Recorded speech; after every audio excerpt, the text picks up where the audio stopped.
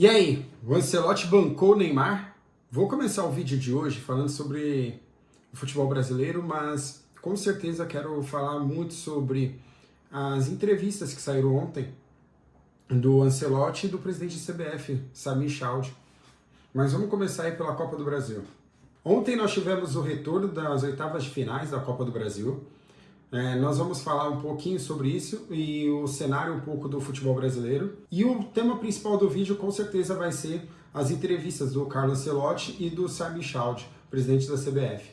Vamos lá, vamos começar aqui pela Copa do Brasil. Ontem me surpreendeu foram a atuação dos times não favoritos, né? Foi o Atlético, o Goiás e o Operário.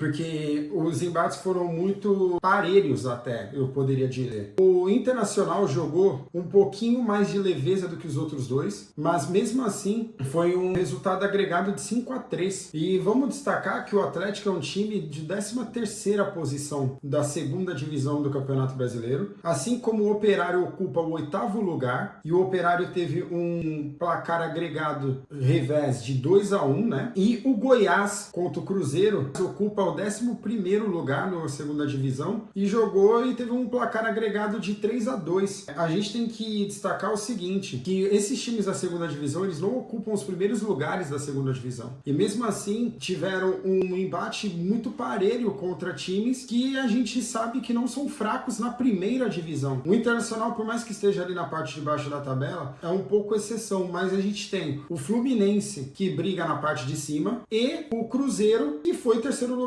no campeonato do ano passado. Então, o que fica daí é o seguinte, os times que estão na zona de rebaixamento do Campeonato Brasileiro tem que ter muito cuidado com a campanha desse ano, porque não tá fácil. O futebol brasileiro tá aumentando sim o nível. É claro que a gente tem um time ou outro aí disparando, né, na qualidade, mas eu acredito que isso é uma questão de tempo, e esses times que estão aí se disparando, eu espero que eles façam a bola de meia deles enquanto podem, né? E mesmo assim a gente tá falando de quem? A gente tá falando do Palmeiras. O Palmeiras jogou contra o Remo no final de semana. Foi um jogo dificílimo para o Palmeiras. Eu acho que mais vale a pena para mim hoje exaltar o time do Remo a voltar a falar da atuação do Palmeiras, né? Que para mim lida com a mesma questão.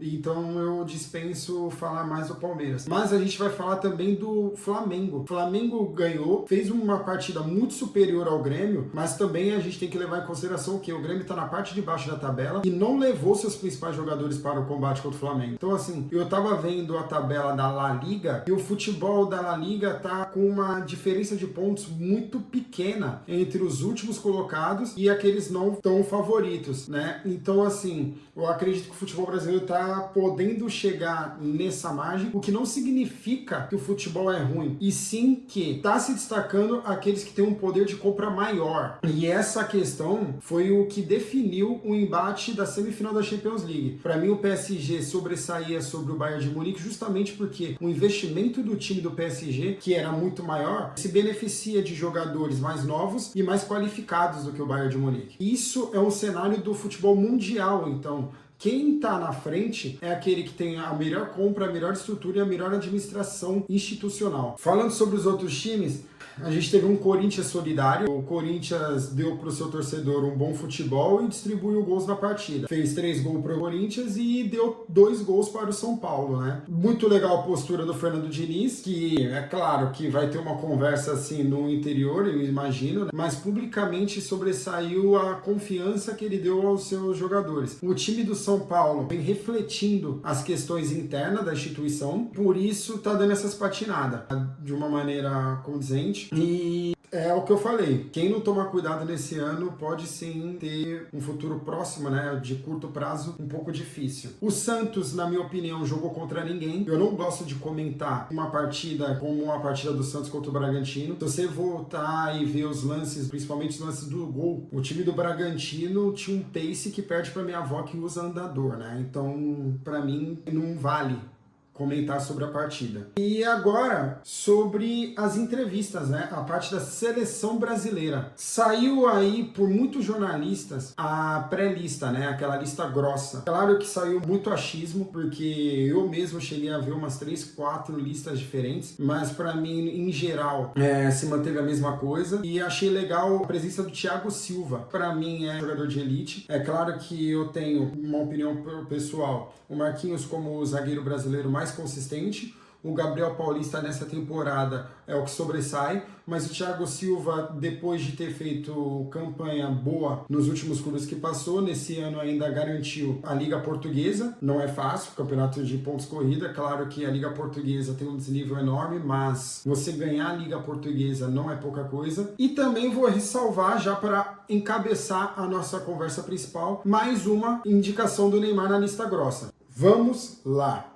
Na lista grossa, o Neymar sempre esteve presente. E nesta semana, ontem propriamente, no dia 12 de maio, saiu a entrevista do Ancelotti e a entrevista do Samir Chowdhury. E vou começar pelo do Ancelotti. Muitos comentaristas, muito jornalismo estão se apoiando da fala de que ele diz que o Neymar não causa um problema no vestiário. Eu também acho o mesmo e eu acredito que todo mundo no Brasil acha o mesmo. Porém, a gente vive num país em que o apelo popular é para o Neymar. E o Ancelotti, ele é muito sábio quando ele traz essa opinião e também quando ele traz todos os elogios ao Neymar como jogador. Ele reconhece o empenho do Neymar nesse último ano e eu acredito sim que isso é ponto positivo para o Neymar dentro da consciência dele. Mas eu também considero muito difícil a presença do Neymar na lista final, porque o próprio Ancelotti, na mesma entrevista, entrevistas essas, eu vou deixar aqui o link, né, para quem não viu poder ver, ou então para quem viu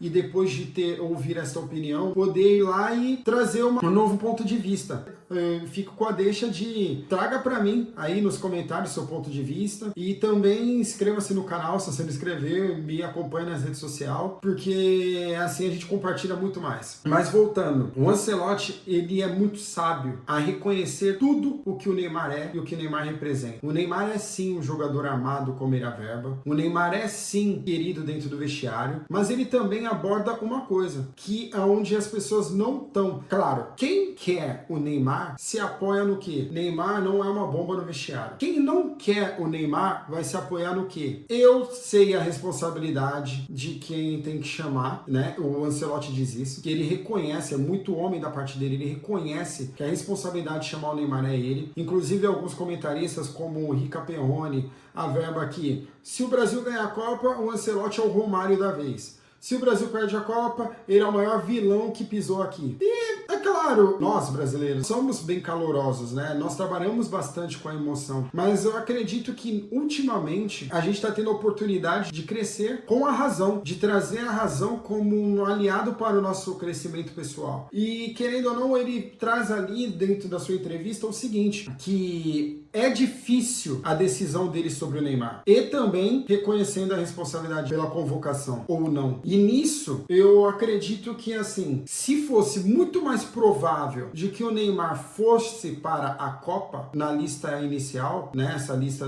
que vai sair na segunda-feira 18, que ele poderia usar outras palavras, ele poderia não usar desta fala. Então, e também vou trazer palavras do presidente Samir Chowdhury, que ele diz o seguinte: o torcedor não é técnico. E ele fala também, não há interferência externa nenhuma de quem quer que seja, principalmente do presidente, nas ações da comissão técnica. Eu não afirmo que neste momento o presidente da CBF ele peita que o Neymar não vá para a Copa, mas eu acredito que realmente ele é sincero a trazer que a presidência não interfere na comissão técnica. E a comissão técnica, quando a gente traz um técnico como o Ancelotti, que não é brasileiro, que é campeão, nós estamos querendo absorver um pouco daquilo que talvez seja defasado para nós. É o entendimento do futebol, o entendimento do jogo. Porque uma nação como o Brasil, que produz tanto talento, que tem tanta qualidade técnica no futebol, não ter tido aproveitamentos melhores em edições anteriores de Copa, ou até mesmo em eliminatórias, isso traz com que a gente tenha que aprender algo. Então, quando a gente traz o Ancelotti, quando ele traz o Ancelotti, ele é coerente em dar a confiança para o Ancelotti daquilo que ele espera para a Copa do Mundo. Então, vamos concordar que é o seguinte, quando o Ancelotti vem e elogia o Neymar, é muito sábio da parte dele, porque a gente já viu no passado a seleção brasileira ter desfalques depois da convocação e tendo que fazer a chamada de urgência. E convenhamos, você não vai depreciar, isso eu tô falando caso ele não chame. A gente não vai depreciar quem a gente pode contar. É tipo aquele ditado, né? Não se morde a mão que te alimenta. Então, assim, se você vai contar com o Neymar, você tem que reconhecer quem é Neymar. Agora, mesmo se você não tem o Neymar na lista, é essa a postura que tem que se ter. Agora, o que a gente tem que entender é o seguinte, o Neymar indo ou não indo, não muda quem foi Neymar. Não muda o que é Neymar. Neymar é muito maior do que isso. A seleção brasileira é muito maior do que isso. O elenco da seleção é muito maior do que isso. A questão é, há um plano. Se ele conta com o Neymar vai ser chamado. Se ele não conta com o Neymar tá ali na espera. Mas há um plano. E a gente tem que entender que faz parte do esporte. Agora, esse apelo popular que nós vemos, por exemplo, se o Neymar vai, ok. Se o Neymar não vai, eu não torço para a seleção. A seleção, eu acho que é mais do brasileiro. É mais do mesmo. A gente trabalha com emoção e quando falamos isso é emoção. Porque num país onde para você completar um álbum sem tirar uma figurinha repetida custa quase metade de um salário mínimo, a gente age sim com emoção, a gente ama a seleção brasileira. Então o brasileiro vai sim torcer pro Brasil. Querendo ou não, com muita expectativa ou com menos, vai ter sim torcida. E eu acredito que a CBF sabe disso, o Ancelotti sabe disso. A partir daí, eles vão se apoiar na sua decisão futura. O que eu posso dizer é o seguinte, a minha opinião pessoal, para mim o Neymar, se for, ele agrega com experiência, diferente do que todo mundo fala de Neymar com uma perna só. Eu não falo, eu não uso dessa fala. Eu não penso desta forma. Eu penso que o Neymar agrega com experiência. O Neymar é um cara que se mostra inconformado quando tem as derrotas. Eu acho que ele é um jogador com vontade de vencer, uma vontade de ter título, uma vontade não só para a carreira dele, mas também para a seleção. Mas eu também acredito que a postura dos jogadores, quando a gente fala que a seleção não acredita em si, se dá ao fato da mesma postura dos jornalistas. Infelizmente, no Brasil há muita depreciação quando não é atingida a expectativa popular. Então você, como jornalista de um canal grande, um canal forte, quando você se posiciona como aconteceu com o Wallace Borges, né, numa live do De Sola, o vagabundo tá lá, acontece o que acontece. A população cria um enxame e às vezes o tempo de trabalho da pessoa ali, seja num curto prazo ou médio prazo, ele é muito prejudicado. Então a malícia que os dirigentes da seleção hoje têm é justamente nesse trato com o público. O público quer, o público parece aflito com essa conversa toda, mas no final das contas isso gera um engajamento. Então todo mundo, a imprensa maior, ela se apoia de tal postura. Alguns, quando vão lá e dizem, por exemplo, Jorge Igor, alguns dão uma cara a tapa. O que eu acho que o brasileiro tem que começar a respeitar isso. Por exemplo, eu mesmo, se dependendo de um grupo, se o grupo é polarizado, eu quero o Neymar e eu trago qualquer argumento sobre outros jogadores estão num momento melhor, já começa ali aquela divisão de conceitos sobre a minha opinião e, consequentemente, sobre a minha influência, né? Então, eu acredito que hoje, infelizmente, o povo brasileiro, ele é muito influenciado por aquilo que ele mesmo compra para si. Quando a gente não consegue respeitar uma opinião, a gente acaba tendo que lidar com a malícia daqueles que precisam da nossa aceitação. Então,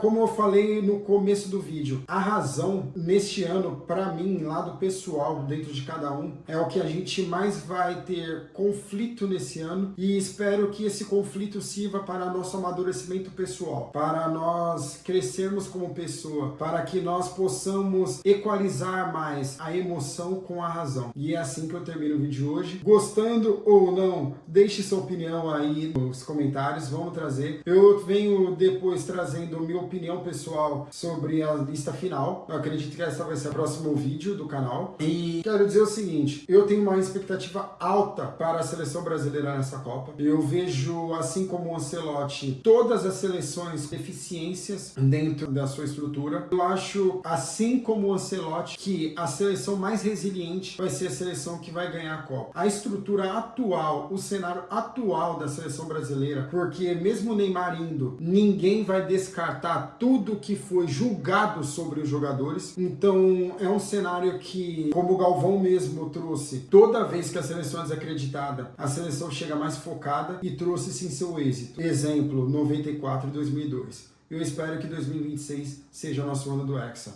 Valeu!